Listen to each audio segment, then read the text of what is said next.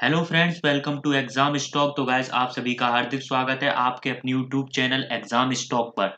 तो गाइस आप सभी के लिए डेली करंट अफेयर का सेशन लेकर आता हूं, जो कि गाइस आपके एग्जाम पॉइंट ऑफ व्यू से बहुत ही महत्वपूर्ण होता है। गाइस अगर आप कोई भी कंपटीशन एग्जाम की तैयारी कर रहे हो तो आपको इस सेशन पर जरूरी है कि रेगुलर रहना चाहिए, जिससे कि आपके आने वाले एग्जाम में करंट अफेयर से रिलेटेड कोई भी क्वेश्चन गलत ना हो। आज मैं आपके साथ 10 मई 2020 का करंट अफेयर डिस्कस करने जा रहा हूँ, जो कि आपके एग्जाम पॉइंट ऑफ व्यू से बहुत ही महत्वपूर्ण है। तो गाइस आपको ये सेशन शुरू से लास्ट तक देखना है, जिससे कि आपका कोई भी महत्वपूर्ण क्वेश्चन छूट ना जाए।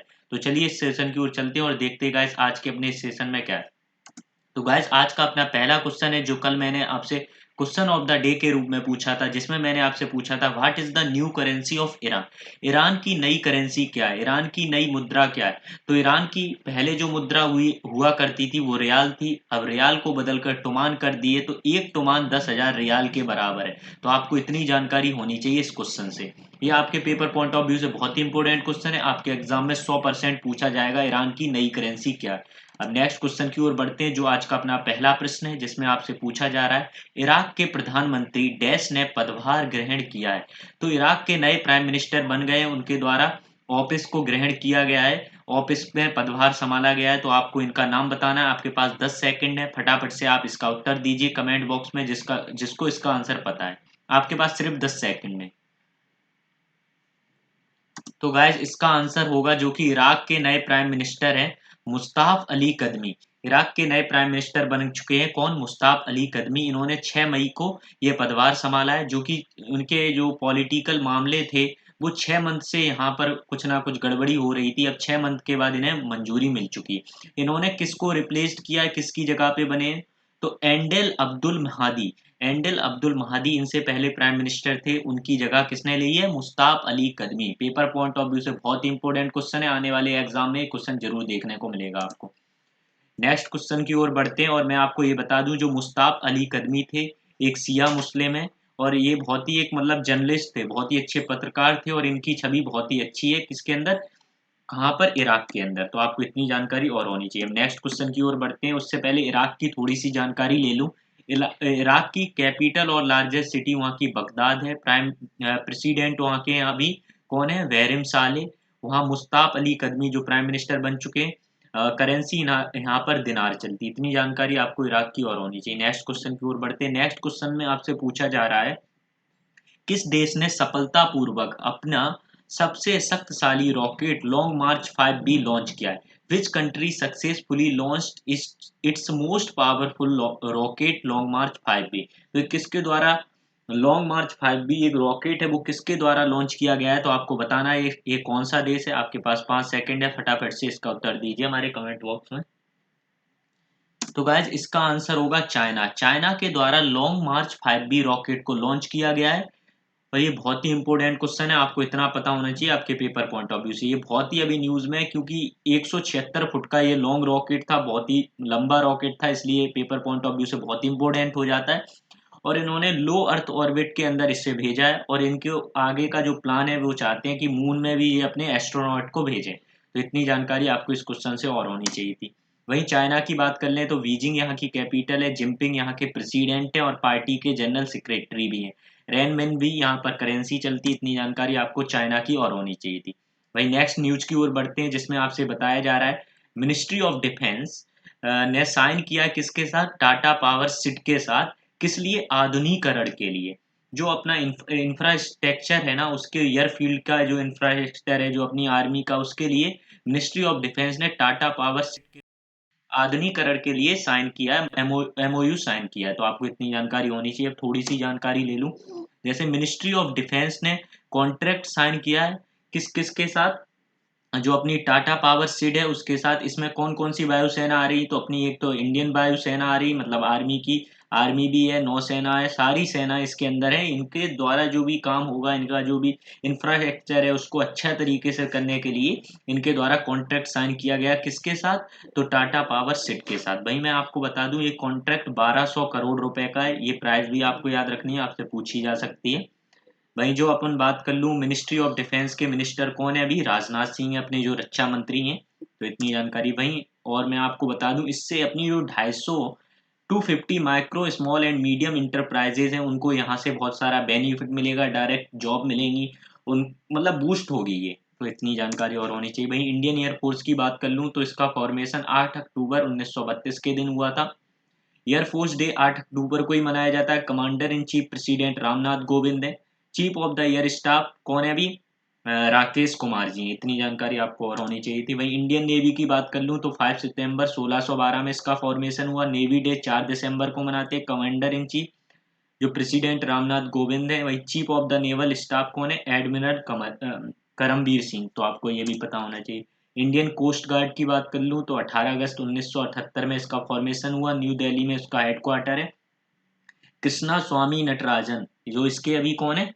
Director general. वहीं आपसे नेक्स्ट न्यूज की बात कर लूँ, जो वर्ल्ड माइग्रेटरी डे होता है 9 मई को मनाया जाता है। 9 मई को विश्व प्रवासी पक्षी दिवस मनाया जाता है। पेपर पॉइंट ऑफ व्यू से बहुत ही इंपॉर्टेंट है। अब माइग्रेटरी वर्ड क्या होते हैं? माइग्रेटरी वर्ड जो दूसरे मतलब देशों से अपने देश के अंदर आते हैं उन्हें बोलते हैं माइग्रेटरी वर्ड। तो आपको ये भी पता होना चाहिए। और ये क्यों मनाते हैं तो आपको ये भी बता दूं मैं, इसलिए मनाते हैं जो उनको संरक्षित उनके बचाव के लिए, क्योंकि उनकी जो पक्षियों को बचाना है, मतलब कुछ पक्षियों की जो प्रजाति होती है वो धीरे धीरे खत्म हो गई है। आपने देखा है पहले बहुत सारे पक्षियाँ हुआ करते थे, वो सारे खत्म हो चुके हैं आज की स्थिति में। तो इनके लिए उनका ख्याल रखना, इनके लिए पेड़ पौधों की अच्छी तरीक़ा से व्यवस्था करना, जहाँ पर ये लोग जाते हैं कुछ नदियों के किनारे पर ये पहुँचते हैं तो वहाँ पर सारी व्यवस्था करना इनके लिए, इसलिए और जागरूकता फैलाना इन सब के लिए, सबको बताना, तो इसलिए 9 मई को मनाया जाता है वर्ल्ड माइग्रेटरी डे। तो आपको ये पता होना चाहिए। इसकी 2020 की थीम थी क्या? वर्ड्स कनेक्टेड अवर वर्ल्ड। तो इस 2020 की थीम बहुत ही इंपॉर्टेंट है, आपके एग्जाम में पूछी जा सकती है। वर्ड्स कनेक्टेड अवर वर्ल्ड, ध्यान रखना इसको। नेक्स्ट न्यूज की ओर बढ़ते हैं, जिसमें आपसे बताया जा रहा है गिरिराज सिंह ने startup India animal husbandry great challenge विजेताओं को पुरस्कार दिए। गिरिराज सिंह के द्वारा एक इंडियन एनिमल हस्बेंड्री का एक ग्रैंड चैलेंज बनाया गया था, दिया गया था बहुत सारी कंपनी को। तो जो इसके विनर हुए उनको इनके द्वारा प्राइज दिया गया है। तो ये कब लॉन्च हुआ था तो मैं बता दूं, ये मोदी जी के द्वारा लॉन्च किया गया था मथुरा के अंदर 11 सितंबर 2019 में। तो वहीं इसके द्वारा प्राइज जीता, बहुत सारी कंपनियों ने जीता है, तो आपसे कंपनी का नाम नहीं पूछा जाएगा। इसमें जो रनर अप रही है उसे 7 लाख मिले हैं, जो विनर रही है उसे 10 लाख रुपए मिले हैं। इतनी जानकारी आपको इस क्वेश्चन से और होनी चाहिए। नेक्स्ट न्यूज की ओर बढ़ते हैं। ये बहुत ही इंपॉर्टेंट न्यूज है, 100% आपके एग्जाम में जरूर पूछी जाएगी। आपने अभी हाल ही में सुना होगा N safe mask. N safe mask की बहुत ज्यादा मतलब न्यूज़ों में आ रहा है, तो आपको ये बता दूं किस प्रकार का मास्क है। ये रोगाणु रोधी मास्क है, इससे एंटी माइक्रोबियल मास्क है, जो आईआईटी दिल्ली के द्वारा मतलब बनाया गया है। तो आपको ये भी पता होना चाहिए, इससे आपको ये भी पता होना चाहिए आईआईटी दिल्ली के द्वारा बनाया गया है। और इसका नाम क्या है? एनसेफ। आपने N95 मास्क के बारे में सुना होगा। जो 95 लगा होता है वो आपको पता होना चाहिए क्यों लगा होता है, क्योंकि वो 95% कीटाणुओं को से हमारी रक्षा करता है, इसलिए वहां पर 95 लगा होता है। और मैं आपको बता दूं ये एनसेफ जो मास्क बना है वो 99.2 बैक्टीरिया को अपने मतलब फिल्ट्रेशन से बचाएगा। इसकी इतनी ज़्यादा एफिशिएंसी है, बहुत ही अच्छा है, और जो सांस लेने में भी गुड है, कंफर्टेबल है। और मैं आपको बता दूं इसे 50 बार धोकर भी यूज कर सकते हैं, इसलिए बहुत ही इंपॉर्टेंट है ये। 50 बार धोकर भी इसे दोबारा से यूज कर सकते हो। तो अभी तक N95 को अपन एक बार से मतलब 2-3 बार यूज कर सकते हैं, उसे धो नहीं सकते हैं, पर लेकिन इसको अपन 50 बार तक धो के भी यूज कर सकते हैं, इसलिए पेपर पॉइंट ऑफ व्यू से बहुत इंपॉर्टेंट हो जाता है। वही नेक्स्ट न्यूज की बात कर लूँ तो महाराणा प्रताप सिंह की, जो महाराणा प्रताप फर्स्ट थे, उनकी जयंती 9 मई को मनाई जाती है। तो पेपर पॉइंट ऑफ व्यू से आप पूछ लिया जाएगा। इनके द्वारा जो हल्दी घाटी का युद्ध था वो लड़ा गया था। जो प्रताप सिंह का जन्म 9 मई 1540 के अंदर हुआ था। ये मेवाड़ के रीजन के किंग थे, और इनके फादर का नाम था उदय सिंह सेकंड। जो उनके एल्डेस्ट सन थे कौन? महाराणा प्रताप सिंह। तो आपको पता होना चाहिए इतनी जानकारी। इनके द्वारा हल्दी घाटी का युद्ध कब लड़ा गया था? 18 जून 1576 में, जिसमें मुगल के जो राजा थे अकबर के साथ ये युद्ध लड़ा गया था, जिसमें अकबर की जीत हुई थी, पर अकबर उन्हें पकड़ने में नाकाम रहा था। तो आपको इतनी जानकारी और होनी चाहिए इस क्वेश्चन से। वही नेक्स्ट न्यूज की बात कर लूं कि एसबीआई की जो बेंचमार्क लीडिंग रेट है को 15 बेसिस पॉइंट से कम कर दिया गया है। तो आपको पता होना चाहिए एसबीआई की जो marginal cost of funds based landing rate हुआ करती है उसको 7.25% कर दिया है। पहले वो कितनी थी? 7.40% थी। तो ये बैंक के पेपर पॉइंट ऑफ व्यू से क्वेश्चन इंपोर्टेंट है। पर इतना ज़्यादा इंपॉर्टेंट नहीं है, फिर भी मैंने रख दिया आपको। स्टेट बैंक ऑफ इंडिया की जरूर बात कर लूँ, ये बहुत ही इंपॉर्टेंट है। स्टेटिक जीके में इसके क्वेश्चन बहुत बार पूछे जाते हैं। जो अपना स्टेट बैंक ऑफ इंडिया, इसका फॉर्मेशन तो 2 जून 1806 में हुआ था, तब इसका नाम था बैंक ऑफ कलकत्ता। फिर उसको 15 अप्रैल 1840 में इसका नाम हुआ बैंक ऑफ बॉम्बे। 1 जुलाई 1843 में इसका नाम हुआ बैंक ऑफ मद्रास। 27 जनवरी 1921 में इसे इंपीरियल बैंक ऑफ इंडिया के नाम से जाना गया। वही 1 जुलाई 1955 में फाइनली इसका नाम स्टेट बैंक ऑफ इंडिया हुआ। तो इतनी बड़ी इसकी हिस्ट्री है, तो आपको पता होनी चाहिए। बहुत बार ये पूछ लिया जाता है कि जो बैंक ऑफ कलकत्ता था वो अभी प्रेजेंटली में कौन सा बैंक है, वो अभी स्टेट बैंक ऑफ इंडिया है। ये एक सरकारी बैंक है, तो आपको पता होना चाहिए। इसका हेडक्वार्टर मुंबई में, प्रेजेंटली में इसके चेयरमैन रजनीश कुमार हैं। बहुत ही अच्छा बैंक है, तो बहुत ज़्यादा न्यूज़ों में रहता है। वहीं आपसे संयुक्त राष्ट्र और उसकी साझेदारी एजेंसियों ने कोविड-19 महामारी से लड़ने के लिए $6.7 बिलियन की वैश्विक अपील शुरू की है। ये अधिक सुरक्षित असुरक्षित देशों और खाद्य असुरक्षा और लिंग आधारित हिंसा का मुकाबला करने पर ध्यान केंद्रित करेगा। तो यूनाइटेड नेशन के द्वारा ये मतलब एक मतलब वो लाया है, फंड लाया है लोगों के लिए, जो देश में बहुत ज़्यादा उनके पास पैसा नहीं है, गरीबी है, इसलिए तो एक 6.7 बिलियन का ये है। तो आपको एक प्राइस याद रखनी है भई। आपसे 9 कंट्रियाँ इसके अंदर शामिल हैं, जिनका नाम मैं आपको आपकी स्क्रीन पे, एक तो पाकिस्तान है, इसलिए मैंने ये न्यूज़ रखी थी कि पाकिस्तान गरीब है और उसको इससे फंड में पैसा और मदद दी जा रही है। तो आपको इतनी जानकारी और होनी चाहिए। और जो आज का अपना क्वेश्चन ऑफ द डे है, तो गाइस आप सभी के पास सुनहरा मौका रहता है क्वेश्चन ऑफ द डे का विनर बनने के लिए। जो गाइस सबसे पहले इसका उत्तर हमारे कमेंट बॉक्स में लिखकर हमें बताएगा, वही क्वेश्चन ऑफ द डे का विजेता होता है। तो गाइस आप सभी भी इसका विनर बन सकते हो। आज का क्वेश्चन है, आपको मालदीव की करेंसी बतानी है हमारे कमेंट बॉक्स में लिखकर हमको।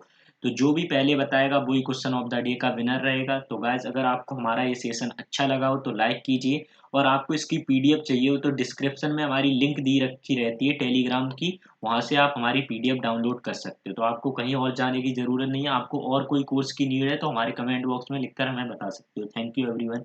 अपनी क्लास यहीं पर समाप्त होती है। Thank you guys.